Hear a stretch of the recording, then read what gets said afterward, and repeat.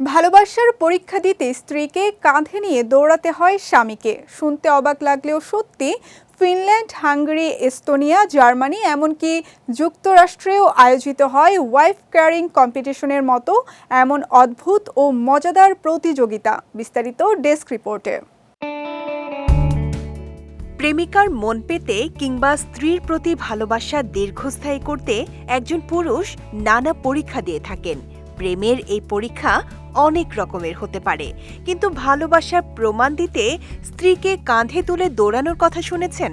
বিশ্বের কয়েকটি দেশ, বিশেষ করে ফিনল্যান্ড, হাঙ্গেরি, এস্তোনিয়া, জার্মানি এমনকি যুক্তরাষ্ট্রেও আয়োজিত হয় এই অদ্ভুত ও মজাদার প্রতিযোগিতা ওয়াইফ ক্যারিং কম্পিটিশন।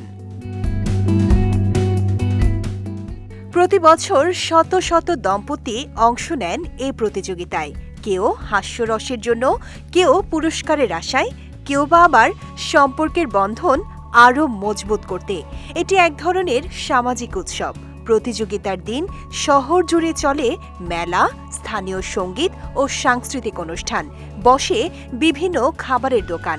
একটি দিনের জন্য সবাই ভুলে যান দৈনন্দিন কাজের ক্লান্তি।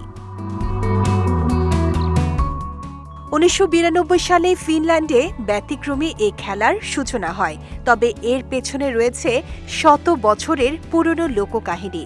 ১৯ শতকে ফিনল্যান্ডের রন কাইনেন নামক এক ডাকাত প্রধান ছিলেন, যিনি স্ত্রী চুরি করতেন তার দলবল নিয়ে। তার অনুসারীদের মধ্যে ভালো ডাকাত হতে হলে অন্যের বাড়ি থেকে স্ত্রী চুরি করে কাঁধে তুলে নিয়ে আসতে হতো।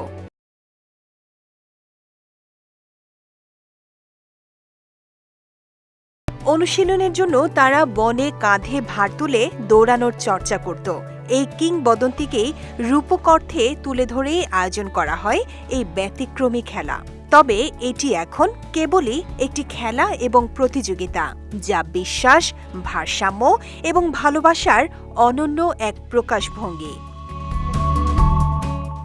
বিজয় টিভি নিউজ ডেস্ক।